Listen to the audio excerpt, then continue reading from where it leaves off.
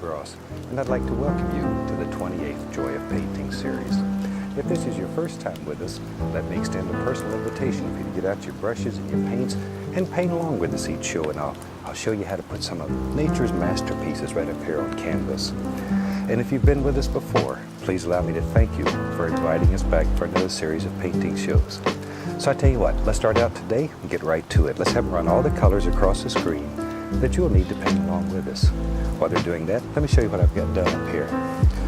Today I have a 18 by 24 inch double prime pre-stretched canvas up here, but you use any size that's desirable to you. I just picked this size because it seems to work well. And all I've done today is covered the canvas with a very thin, very thin coat of liquid clear. And the clear is transparent, of course, and so it's very easy to put too much. Very thin, very small amount. I thought today we'd just have some fun. Let's do a little painting today that'll just make you feel good inside. I'm gonna start out and mix a brown color using alizarin crimson and sap green in about equal proportions. I thought today I'd show you how to make a painting that looks like it's on wood, but it's really on canvas. It's very simple, and if you've never painted before, this is one that you can do. This is an easy one. This one you'll have immediate success. There. We just mix the color up like so, and as I say, this will make a beautiful warm brown. And when you're mixing the green and the crimson together, you can pick if you want it toward the greenish side or toward the reddish side. Normally I sort of like it toward the reddish side, but that's just my personal preference. I'm going to pick a little bit of titanium white and then mix it right into this brown color. This is a very transparent color, and I put a little white in there just to give it a little bit of opaqueness. All right, let's go up here, and once again, we have liquid clear up here. So I'm just going to try to make this look like old wood, just about like so. It really doesn't matter. I'm just going to make some streaks up and down through here. There, you can make them as dark or as light as you want them. It's up to you. By adding different amounts of white, you can change the value or the color and just let it go. Wherever. Something about like that. There. Sometimes you might want to put a little more of the crimson in just to give it a little reddish tone, a little reddish flavor. Sometimes maybe even a little touch of black. Make it look gray. Just depends on what kind of wood you're trying to make here. There. That's continually mixing with the liquid clear that's already on the canvas. There. If this was not a wet canvas, you'd have a devil of a time trying to make this paint just slide on there. But since it's wet with the clear, this is very easy. And I'm sort of doing this in streaks, so it looks like wood. I want it to look like old boards. Maybe somebody's just nailed together. All right. There we go. And that's really about all there is to it. Once again, when you're doing yours, you change the flavor any way that you want it. If you want it to be darker or more to the gray hue, it's up to you. Any way that you want it. Okay. Now, the most fun part of this whole technique is washing the brush. So let's do that. We wash our brushes, since these are oil paints, we wash them with odorless paint thinner. I have a screen down here in the bottom of the bucket that I scrub the bristles against. Shake it off, and then just beat the devil out of it. I'd recommend if you do that in your living room, you get some kind of protection, because it'll change your whole decor in a matter of seconds. Now let's have some fun. We'll take just a fan brush, put in a little paint thinner, shake off the excess, and very lightly, I'm just going to allow that thinner to work right down through here. Just a little paint thinner, and it'll take a second for this to start working. But paint thinner and liquid clear have quite a violent little reaction, and it'll make it look like wood grain as it begins to work. And think about individual boards here, and sort of change the grain a little bit. There. And you can make this any old way that you want it. This piece of canvas really is your world. And on this piece of canvas, you have total and absolute absolute power. You can create any illusion that you want here. See there? Just let that paint thinner work. And if you have a little nervous twitch in your hand, it'll pay you great dividends here. Just let it wiggle and jiggle and carry on, and it'll begin to look like old wood as it works. Maybe over here, maybe this one sort of goes like that. Wood grain is not always straight. It goes in every old direction. Just sort of depends on how the old tree lived. If it had a good, easy life, or sometimes maybe the old tree had a rough life and wood grain's all gnarly. There. All right. But you just do this till you have it the way that you like it. It's very, very simple. There. And it doesn't have to just be with brown. You can do this with any color. You may want it to match the decor of a certain room or something, and maybe you need it done in blue. You can certainly do that. The secret is the liquid clear and the reaction that it has with paint thinner. There we go. That's all. Maybe over in here. See there? But isn't that fantastic? So simple. All right.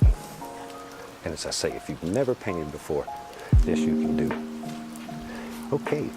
Now we've got a canvas that's beginning to look like old wood, and it'll take a few minutes for this to work.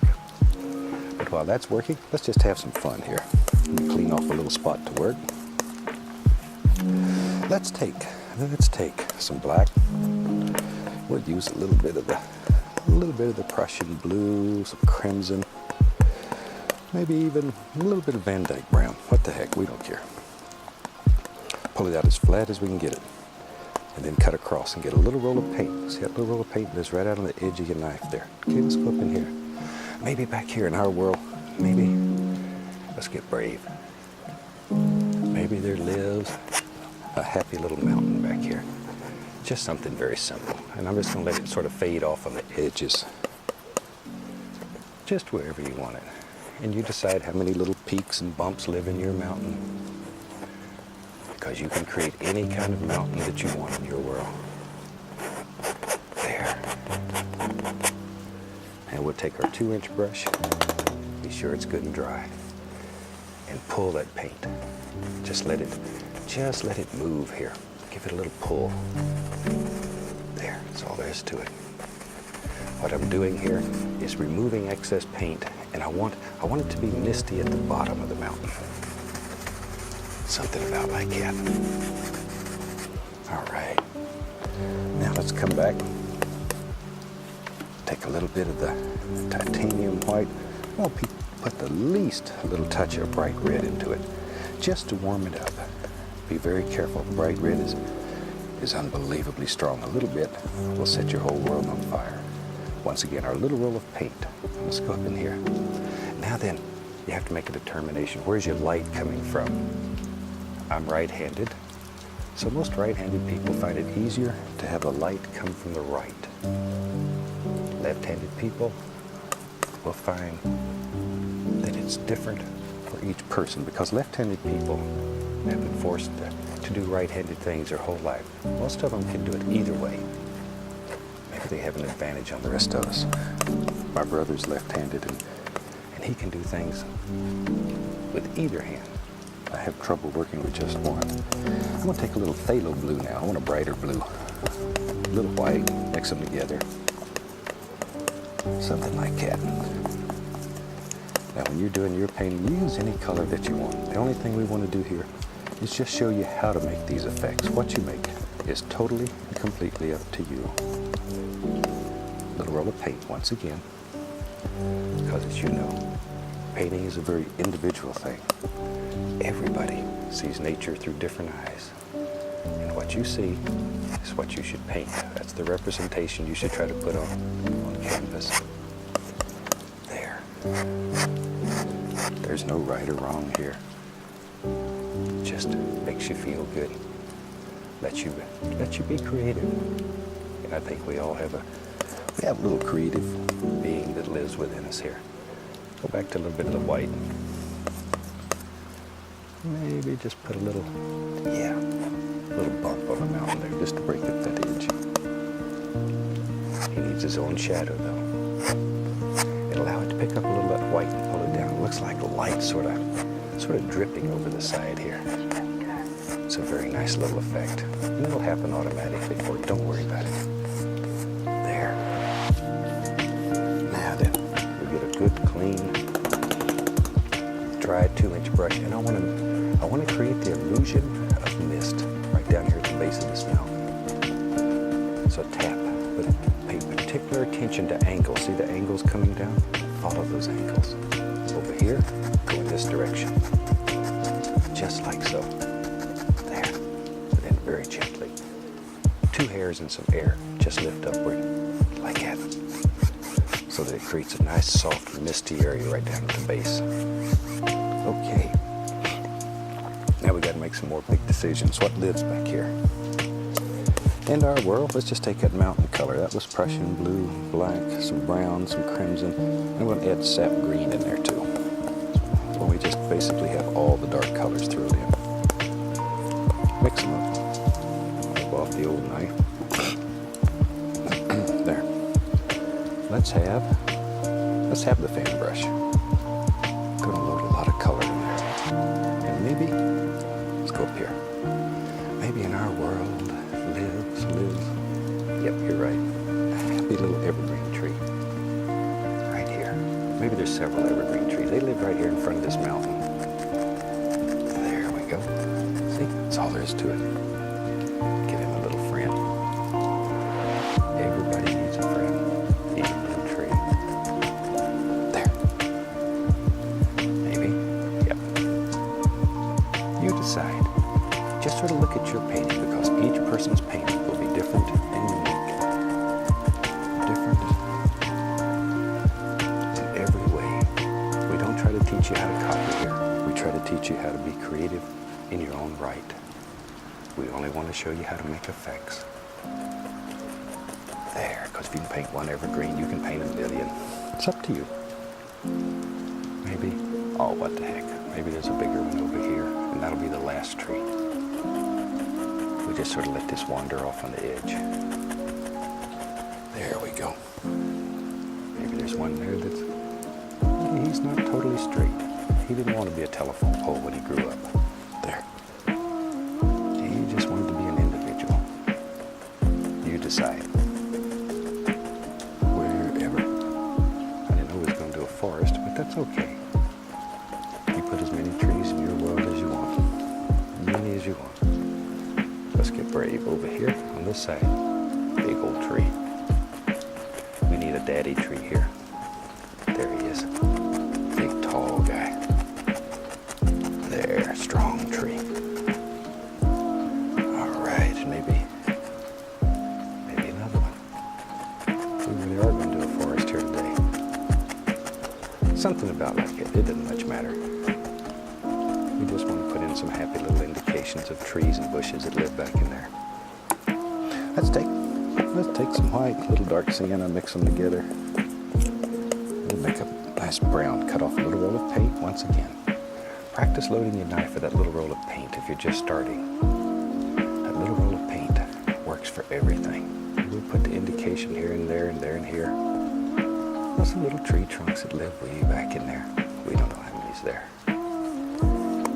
Cut in the indication of some trunks. Maybe the tree's passed away. Because that happens in the woods. And he just leaves his trunk hanging there. There. Now, we just use that same brush. What the heck, we'll go right into some cad yellow, yellow ochre, Indian yellow. Just sort of mix them on the brush. But since there was blue and black in these colors, they were going to automatically get beautiful greens. Okay, load a lot of color in the brush, see? Both sides are full. Let's go up in here. Now, we said our light was coming from the right in this painting. So place more emphasis on the right side of the tree than the left. You knew that. I know. There, just a reminder. And a little bit in here. And each one doesn't have to be paint it totally in because you won't see each one, especially down toward the base here. We just need just little indications. There. See? That's all there is to it. And leave the base of the tree darker than the top. There, because there's not as much light's going to hit the bottom. Not as much light. It's dark and shadowy down there. That's where all my little animal friends live. See my little squirrel, Peapod. He lives up here in the tree, and the little bunny rabbits and stuff. They live down here at the base. Maybe we'll show you some little squirrels in this series. I've got some little friends I'll show you. Okay, let's go back and find that 2-inch brush. Take a little bit of that color right there, and I'm going to pull it straight down. Straight down. Let's make a nice reflection down here. Maybe this is water. Pull it straight down. That easy. When I was traditional painter, one of the hardest things to do was reflections. Now it's one of the absolute easiest things there is to do. That's all there is to it. Pull it down, go across, and it creates that little illusion. And we can go back to our little fan brush, yellow ochre, the color that was on there. Once in a while, a little bright red. And we can go back up in here and let's make some decisions. Maybe there's some little bushy areas back at the base of these trees. Wherever you want. That's where they live. Right there. Just wherever. See, make it all jagged so you have little places that maybe you can take a canoe and sneak back in there. Big old trout lives in there. I like to fish, but I'm not a very good fisherman because I catch them, take them out of the water, take the hook out and put a Band-Aid on them, give them a little CP or pat them on the tutu and put them back in there. So they'll be there the next time I come. We'll take a little of the liquid white on the knife. Just cut in an indication here and there of a little water line that just sort of floats around. Just sort of a little light area that's between these darks. There. So there's to it. But act just like you're trying to cut a hole right through the canvas. Right through the old canvas. The canvas is tough. Chances are you're not going to hurt it. You have to take a running start and hit it to damage it. Okay, let's get a small brush. Now a small brush in our style of painting is a 1-inch. That's all right. I'm going to pull it through that same dark color in one direction. Notice that the brush is straight down, pulled in one direction, load a lot of paint in it. And see, then when you turn it, it has a rounded corner. We want that rounded corner toward the top. Let's go up here. Now maybe we'll have some little bushes and stuff that live back here in our world. Just push it. Don't let the brush slide. Just give it a little upward push. Bend it. Bend the bristles. Just bend them. See? And it'll help create that nice leafy looking effect. Maybe it comes out like that. We don't care. Doesn't matter. Anywhere that you want it. Anywhere that you want it. Now then, one of our golden rules, and if you've painted with us before, you certainly know this. A thin paint will stick to a thick paint. The paints that we use here are very thick. They're very dry. They're not like normal oil paints that are soft and creamy. Very dry. So then we can take and put layers of thinner paint right over the top of it without waiting for it to dry between each layer. So I've dipped the brush into liquid white. Now I'm going to pull it through the green. So I got a little sap green here. See, just pull it the same way, one direction. A lot of color. See, when you turn that brush over, then you have a rounded corner that goes toward the top. Okay, let's go in here again.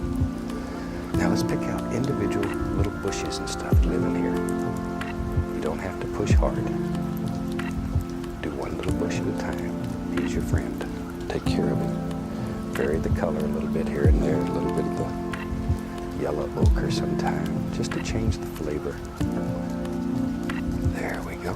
See, one little bush at a time though. Think about these little rascals, they're your friends. In a painting, these create depth. So take care of them. You want them to work well. There. You can put a little bit, and let me say that again, a little bit of paint thinner on your brush and go into color. If you don't want to change the value, because the liquid white, since it is white, needless to say, will change the value a little bit. It'll make the paint brighter and a little lighter. A little paint thinner will just keep it the same, only make it thinner. Okay. Maybe, I know. Let's take a little Van Dyke Brown, a little dark sienna mixed together. Let's have a little path. You need a way to get up in here to put your canoe in the water to catch that trout. Make up little stories when you paint. It really helps. If you know in your mind what this world is like, then it's more personal to you. You have a better time when you paint. And painting should be relaxing. It should take you to a world where there's no worries, there's no hassles. A little brown and white, just barely touch, just graze, just like you were laying snow on the mountain. There, see there? Now we have a little path. Now we want to set that path down into the painting. Take and put some bushes that come right over the path. See how that pushes it right down in there? We don't know where it goes back. We don't care where it goes. It's just a happy little path that takes us back into a part of our painting that's very special to us. There. Something about like that. See, wherever you want them. All kinds of little doers live back in here. There we are. Now we can come back, take our knife, and in bushes there's always little sticks and twigs and limbs and arms that hang out and through here. You can take the knife and just scrape right through the paint and just allow the canvas to show through. And it looks like all kinds of little sticks and twigs and just little things that live in there. These show different layers or planes in your painting, and those planes, that's what creates the illusion of depth. I know you've looked at paintings and they look flat to you. That's the reason. It's because little things like this haven't been done. See, put little hangy down limbs and the evergreens back in here, wherever you want them. All kinds of little things. Maybe a little stick lives over here. Just sort of let your imagination take you wherever you want to be, like that. You can also take the script liner brush. That's our only small brush. Put a little thinner on it. We'll use a little bit of brown just to show you how. But the big thing here is make the paint thin. It should get very thin. And the liner brush has very long bristles on it. There you can see them against that. Very long bristles. It holds a lot of paint.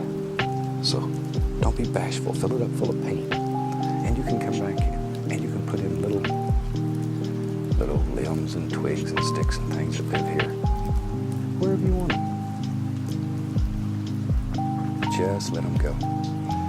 Where it's dark, then you can use a lighter color so it shows up there. Because there's little twigs and sticks in the woods that are light color.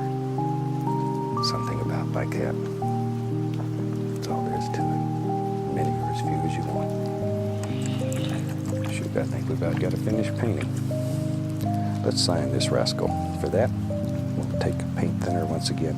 And I use bright red, but you use any color to sign your painting that you would like. One of the things that I get a lot of letters that's over and over say, how do I sign my painting? What do I use to sign my painting? That's very individual. Let's go up here. Some people use initials, some use their entire name, some use last name, some use first name. You come up with a way of signing your painting. And however you sign it, make it consistent. So that 100 years from now, when collectors are looking for your paintings, they'll know what to look for. And they'll know that on this day, you had a fantastic day. And today, you experienced the joy of painting. And from all of us here, until the next show, I'd like to wish you happy painting, and God bless, my friend.